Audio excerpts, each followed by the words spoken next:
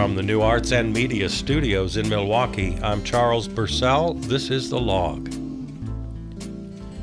I will give you $1,000 if you can explain to me without jargon in plain English what the hell the bond market is, how it works, why it's so important, why it's in the news, what's happening, why does my life depend on it, why does America's entire financial system depend on it.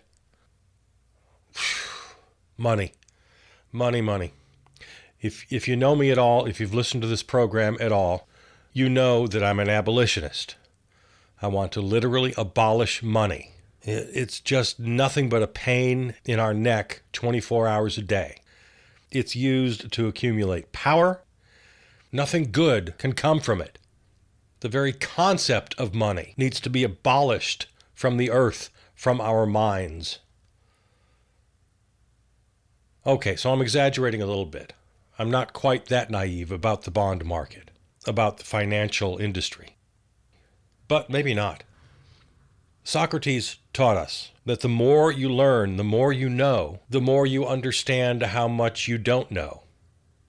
Or something like that. Here, let's look up the quote right now, because I want to get this right. The more you know quote, Socrates.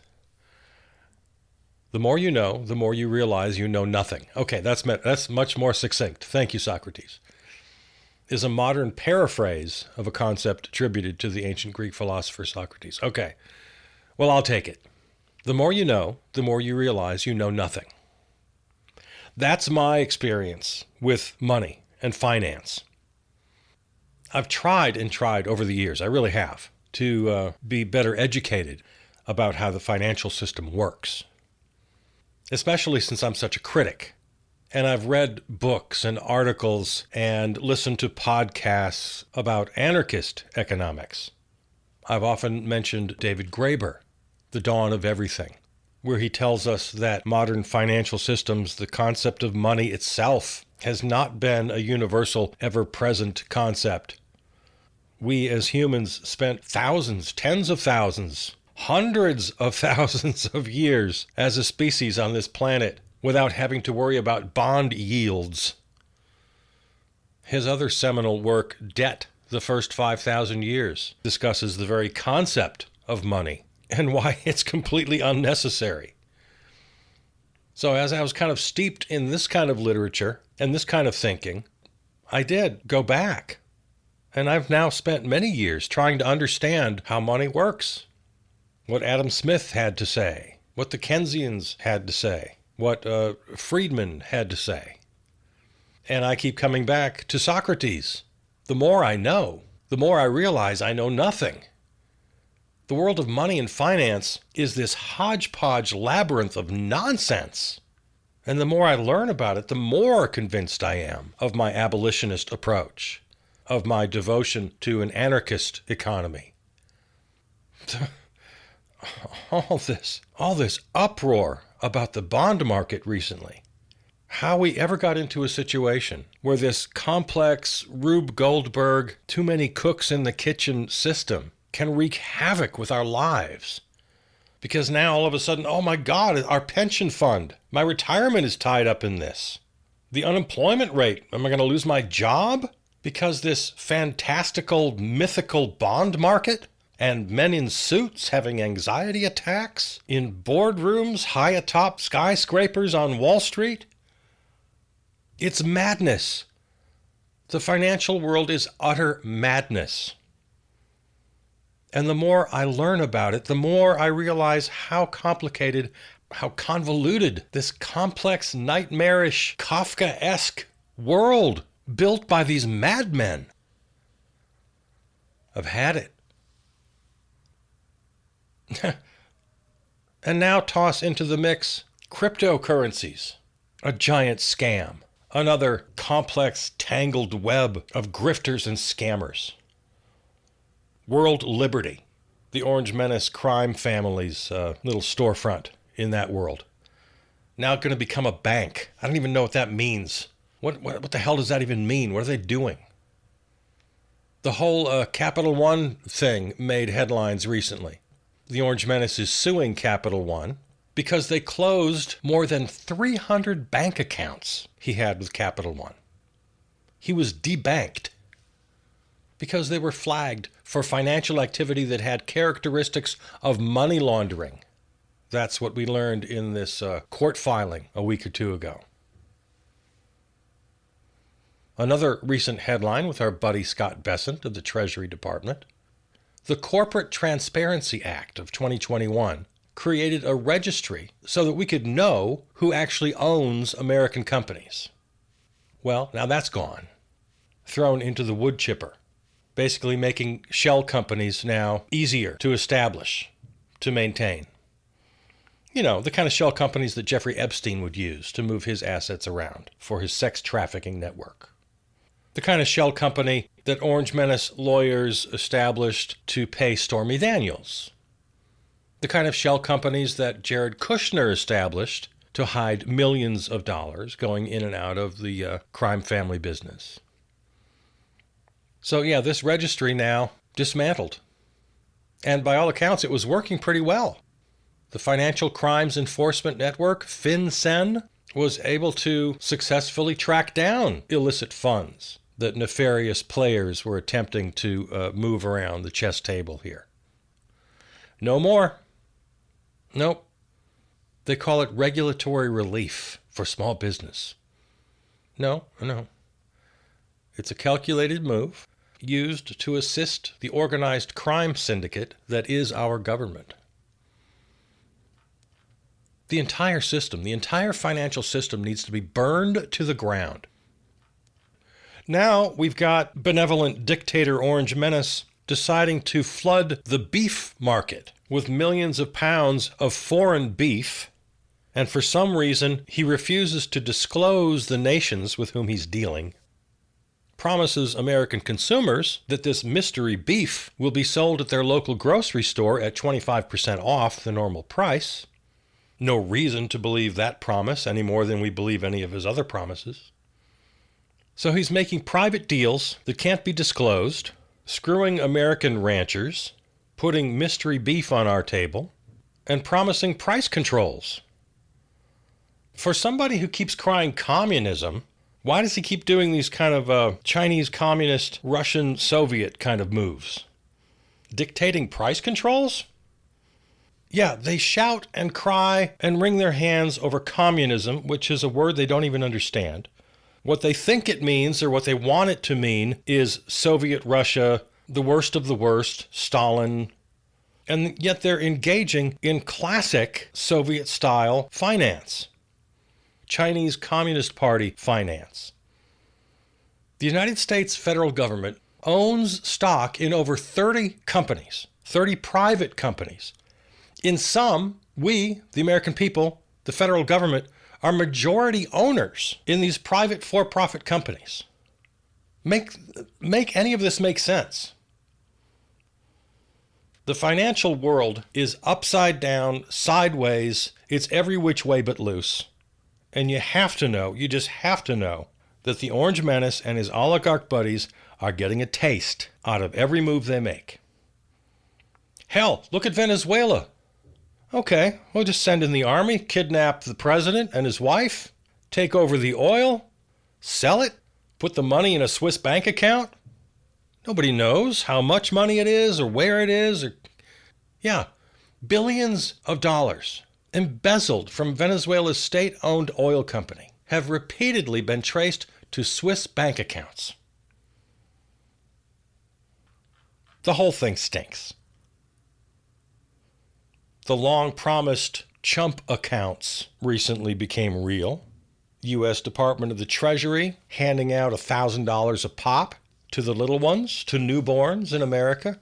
Oh, here's your chump account, $1,000. It's all a scam. It's all a ruse. By the time the kid turns 18, accounting for inflation between now and then, if they cash this thing in, it's going to be worth a couple $3,000, enough to buy a nice night out. And at 18, what do you think they're going to do with that kind of money? It'll be gone in a week on nothing.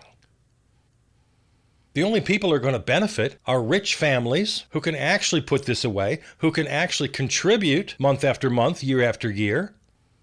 The only people who are going to benefit from these chump accounts are the people who don't need them in the first place. And I'd like to know who's actually holding this money in the meantime, who's managing the money, who's taking their little taste off the top every time an investment is made, every time they try to benefit from the bond market. Buy low and sell high, and sell off, raising interest rates and threatening our jobs and our livelihoods. Yeah, the more I learn about our financial system, the more I realize there is to learn.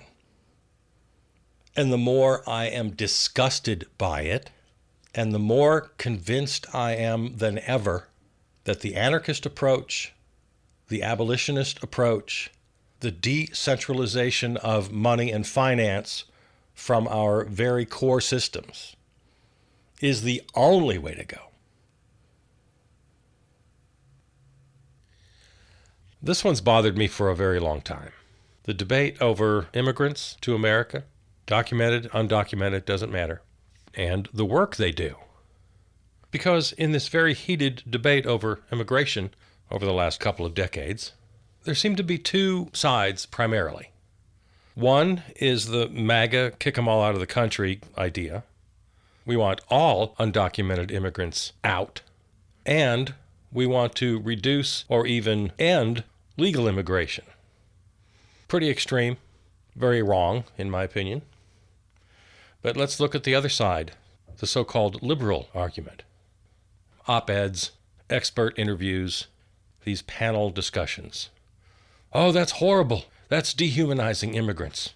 And besides, what do you suppose would happen to the economy if suddenly we had no immigration? We're already seeing signs of it with all these deportations. Nursing homes don't have caregivers. Roofing and construction.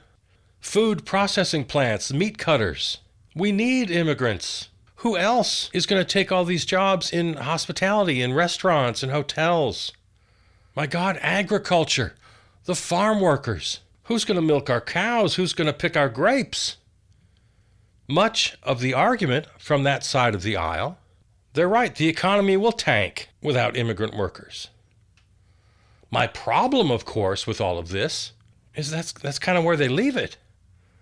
In other words, if they had their way, hey, leave immigrants alone. Stop harassing them. Stop deporting them. We need immigration reform with proper work permits, even a pathway to citizenship. Oh, we're such good liberals. It all sounds fine, right? But you know what they never get to? They never get to the next step. It doesn't even occur to them that this class system is maybe not ideal. In the very best liberal argument that we hear, that we need immigrants to do these low-paying, grunt jobs, often very dangerous jobs, while I, comfortable liberal, do my job, which is much more comfortable, which is easier, which is less dangerous, and it's much better paying. Whatever that job is. Yeah, I'll be the dentist. I'll be the corporate lawyer. Not that everybody has these big, glamorous, well-paying jobs.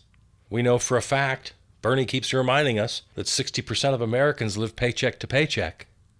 But still, even from that crowd, we seem to be okay with the idea that only immigrants can be farm workers, that no American citizen would take these jobs. Dishwashers, busboys, farm laborers, assembly line meat cutters, low-level construction work, low-pay caregiver work for children, the elderly. The liberals seem to be fine with that. Well, that's what immigrant workers do. So of the two arguments, on one side, deport all undocumented workers. The other side, immigration reform and a path to citizenship, so these people can do the jobs we won't do. Those seem to be the two sides of the argument. And I'm not with either side. Everyone should do all jobs. Are you really okay with this? This sort of de facto class system? Not that it's unique to America, certainly it isn't. But as represented by corporate media, the so-called left, which of course isn't really left, but that's the way they're portrayed in the media, they seem just fine with this class system. Sure, make them legal, let them stay, give them some sort of a work permit, even a path to citizenship. But yeah, they're going to do the grunt work. I'm not going to do it. And they say it right out loud. It's not like they're hiding this. That's kind of my point here. They say it right out loud in their op-eds, in their expert interviews, in their panel discussions. Well, Americans aren't going to do this work. We need immigrants. And in the good cop, bad cop game they're playing here, that's the good cop. There's another option. Everybody should have a living wage, regardless of immigrant status. Everybody should have a safe working environment, regardless of documentation. There shouldn't be one class of worker that's in more danger than the others. But the so-called conservatives want to kick them out of the country, and the so-called liberals want to keep them in their place. They say it. No, there's another option. Use the law. Congress, the courts, the government of this nation must enforce through law equal treatment for all people. That includes working conditions. It includes livable wages. No class system. In other words, equality taken seriously for a change. So that's what I say. I say open borders. I say no classes. I say equality taken seriously. And you might even agree with me. Well, nobody agrees with me about open borders. There's just a few of us. So I won't even ask you to consider that today. We'll save that for another time. But a classless society where a certain group isn't expected, even required, to do all the grunt work, the dangerous work, the low-paying work, I'll bet I could get a lot of people to agree with me there. They'd like to see a classless society. If not perfectly classless, at least more equitable. I'll bet a lot of people would agree with me there. I'll bet you agree with me. But here's the question you have to ask yourself. If you do agree with that, a classless or at least a more classless society, more equality, if you agree with that, but then you're unwilling to do what's necessary to achieve those goals, well, what's that going to take? That's going to take legislation.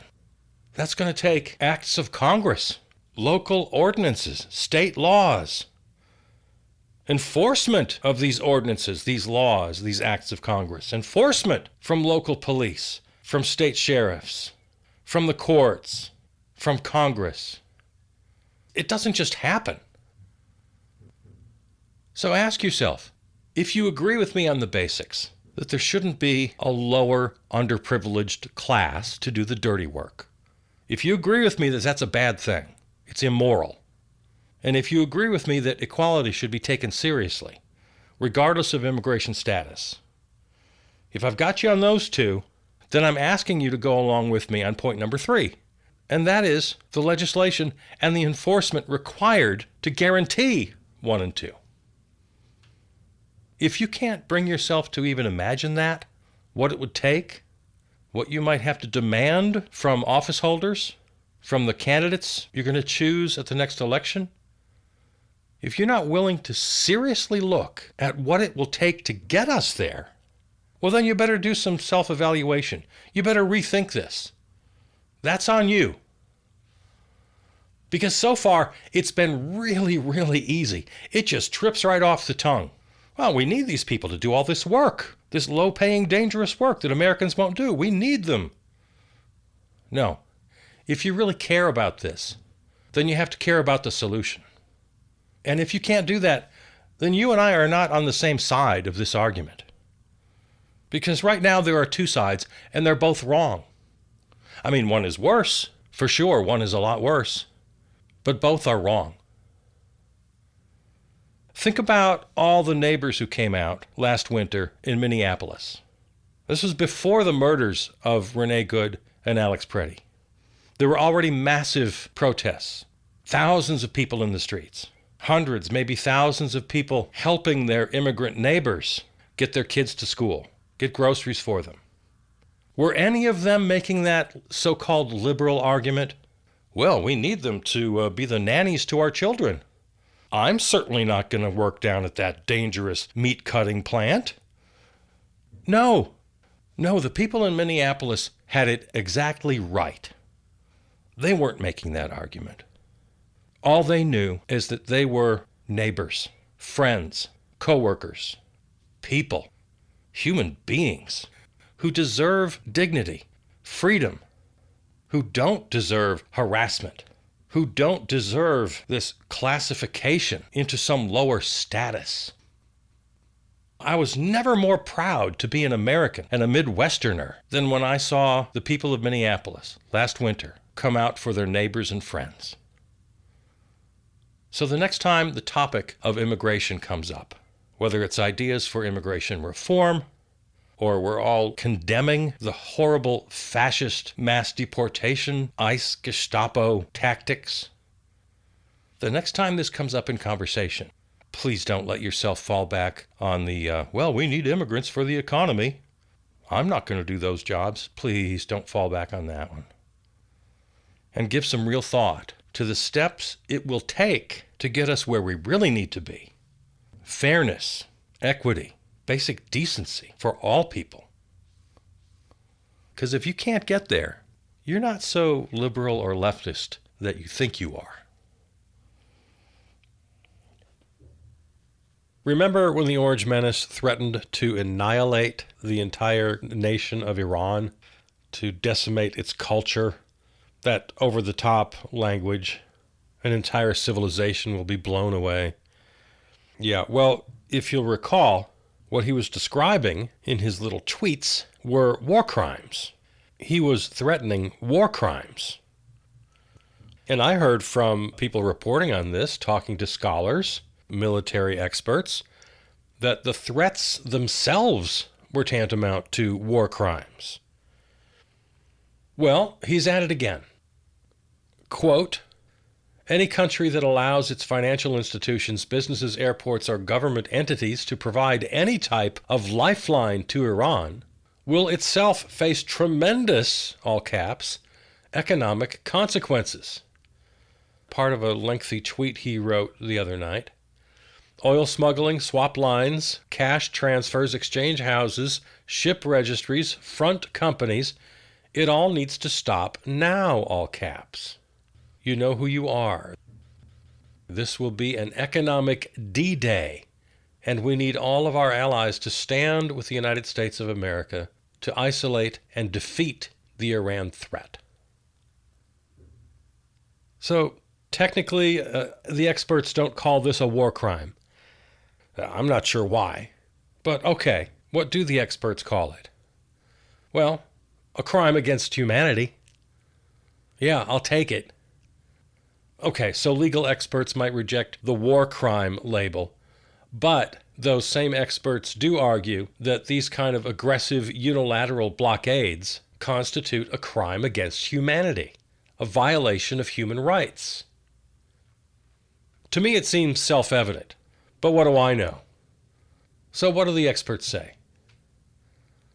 Well, it's illegal collective punishment.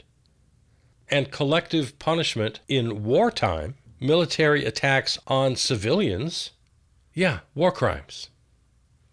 So the economic version of this, causing severe shortages of medicine, of food, the intent, of course, is to bring pressure on the regime, on the leadership, but the tactic is to make civilians suffer so egregiously that somehow that'll translate into capitulation from the regime. So this so-called economic D-Day, these threats of destroying the nation by starving the people, is a clear violation of national sovereignty. It's a crime against humanity. It's extraterritorial, to toss in another $9 word. Collective punishment has been a concept long established in international law. Human rights experts tell us that broad-based sanctions are fundamentally incompatible with international human rights law because the measures target entire economies They function as an illegal collective punishment that causes widespread civil harm to innocent populations. And the reporting coming out of Iran is that it's already begun. People, families, children are starving in some areas because of the sanctions. Same thing, by the way, happening in Cuba. You and I have talked about that. The maritime oil blockade, crippling electricity infrastructure, disrupting agricultural supply lines, hindering critical medical care. The sanctions, the tariffs, the threats already standing in Iran, resulting in a severely devalued Iranian currency, spiked the cost of basic goods. And the Orange Menace is now asking to turn it up to 11. Threatening third-party nations and even private corporations. Anybody who dares to trade with Cuba or with Iran or any targeted country, threats against those third-party nations.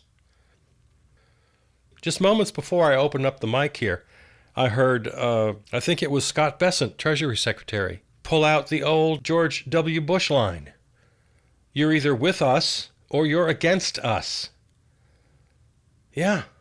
That's back. That little nugget, that sentiment is again coming out of the mouths of Washington, D.C. war criminals. Oh, can't call it a war crime. Sorry. Just a little crime against humanity, that's all. All of this in direct conflict with the consensus of international court decisions, which of course the United States and Israel do not recognize. They don't recognize international courts. Hell, they don't recognize international law. We've heard Stephen Miller say that very succinctly and directly. There is no international law, only power. In the past, there have been hundreds of examples of limited sanctions. Certainly the idea of divestment. I myself and many on the so-called left promote divestment. Whether it be from, years ago, apartheid South Africa, or today's rogue terrorist state of Israel, that's one thing. That's just taking a moral stand. No, we're not going to do business with you. That's an entirely different concept. Don't confuse the two. It's perfectly legitimate, it's perfectly moral to divest from a rogue nation. Now, I'll admit, it's walking a bit of a tight wire. You have to make it very clear, both rhetorically and tangibly, economically, that we still support the people, and find every possible way to make that real. The International Red Cross, other aid organizations, other NGOs. There's a way to do this. What the Orange Menace and Scott Bessent and Stephen Miller and the American fascist regime are promoting is a full-on weaponization of the global financial system. And it's a crime against humanity. All right. This and all episodes can be heard at the website, charlespurcell.com, or on your favorite podcast platform. Thanks to our flagship terrestrial station, River West Radio in Milwaukee. Follow us on Blue Sky and Substack. Peter Donalds wrote and performed our theme song. All right, there it is. I love you. I'll see you out there.